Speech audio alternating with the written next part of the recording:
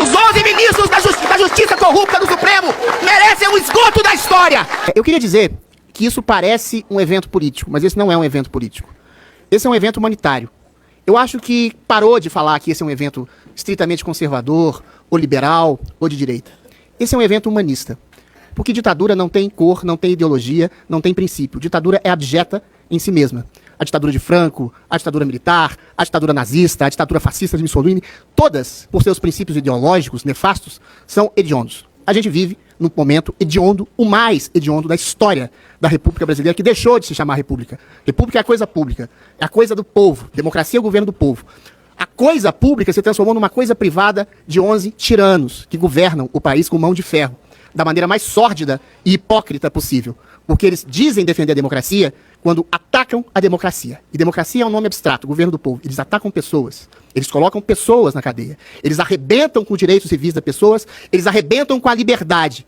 Quando você fala em anistia, meu caro desembargador Sebastião, já é uma mentira. Porque a gente só anistia, a gente só perdoa quem cometeu crime. E as pessoas presas, políticas, censuradas, massacradas, arruinadas e mortas por essa ditadura nefasta não cometeram crime algum. Cometeram um ato de desespero. Cometeram um ato de desespero diante de uma eleição conspurcada, parcial, censora, colocada pelo TSE, que tirou um ladrão da cadeia, condenado por 3 instâncias e uma dezena de juízes para ser colocado novamente no peito eleitoral, numa eleição parcializada, em que um lado foi censurado, foi esmagado e foi medido até preso, para dar proveito à volta desse descondenado à presidência da República. Essas pessoas desesperadas, com toda a razão, num ato de desespero, num ato tresloucado, não diria no ato heróico, porque não foi um ato impensado, tentaram tomar, de alguma forma, a esperança pelas mãos, invadindo um lugar público, que deveria ser do povo, que é a Praça dos Três Poderes. Cometeram o delito de invasão de propriedade. Mas quem invadiu a propriedade da liberdade de expressão, que é um bem muito mais precioso e abstrato e muito mais valoroso que a Praça dos Três Poderes, foram os 11 carrascos travestidos de juízes que hoje arrebentam a democracia brasileira.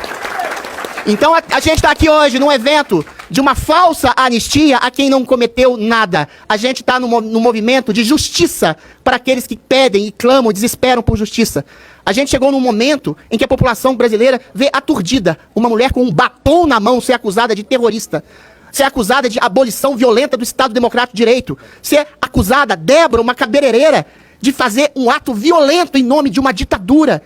A gente está vendo uma mulher ser 2 anos ser distanciada da sua própria família, dos seus filhos, ser condenada a 14 anos de cadeia, enquanto pedófilos, assassinos, terroristas, assassinos e criminosos de toda sorte têm habeas corpus, tem saidinha, tem progressão de pena, tem toda a sorte de abertura à liberdade. Liberdade essa que não é condicionada a quem tem opinião, uma opinião desesperada contra a tirania de um país, de um povo, aliás, de um sistema judicial que está esmagando um país, que está esmagando um povo. Então, no dia 6 de abril, a gente vai estar lá, não para anistiar pessoas que nunca cometeram crime. É para abrir, para romper os grilhões, para romper as portas de uma democracia brasileira que está não só ameaçada, como está nesse momento morta. A gente vai estar lá, dia 6 de abril, na Paulista, para ressuscitar a democracia. Porque aí a gente pode falar de política. Quem é perseguido hoje é conservador. Quem é perseguido hoje é de direita. Quem é perseguido hoje é liberal no sentido mais amplo do termo. Quem é perseguido hoje é cristão, assim como os romanos perseguiram durante séculos os cristãos antes da fundação da Igreja Católica Apostólica Romana, no século IV. Isso voltou a exatamente com outra roupagem. Alexandre de Moraes é uma espécie de Nero revisitado. É uma espécie de Calígula revisitado. É uma espécie de imperador pior do que esses nefastos do Império Romano. Porque esses se admitiam deuses do Olimpo, se admitiam tiranos, nunca se admitiam democratas. A sordidez de um homem que se coloca em nome da democracia para jogar um homem na cadeia até a morte, como Clériston, é a sordidez da gênese do mal. O mal quase nunca se revela como ele é. O mal quase sempre se disfarça de um bem. Entendeu? É como um médico, um pediatra que vai numa instituição de crianças para exercer sua pedofilia. É Alexandre de Moraes que penetra no reino da democracia para dizer que está defendendo a liberdade responsável e a democracia para deixar pessoas morrerem na cadeia. Para pessoas inocentes, doentes mentais, autistas, mendigos, senhoras com bíblias nas mãos serem arruinadas, terem suas vidas arruinadas numa ditadura séptica, limpinha, que nem sempre precisa matar. Mas arranca a conta bancária, arranca a cidadania, arranca o passaporte, arranca a dignidade de ganhar o pão, arranca o convívio com a família, arranca, em última instância, a liberdade.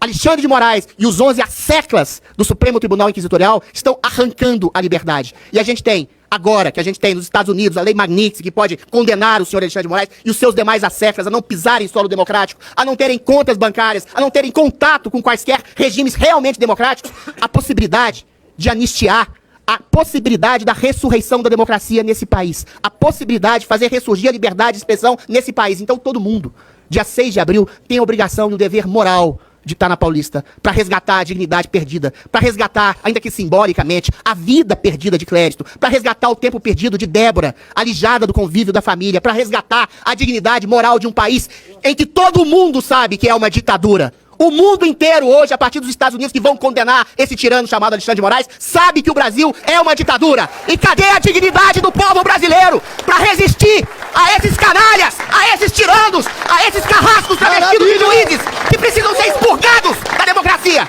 Os 11 ministros da justiça corrupta do Supremo merecem o esgoto da história. E nós vamos resgatar a liberdade, nós vamos resgatar a democracia nesse país. 6 de abril começa a epopeia do povo brasileiro.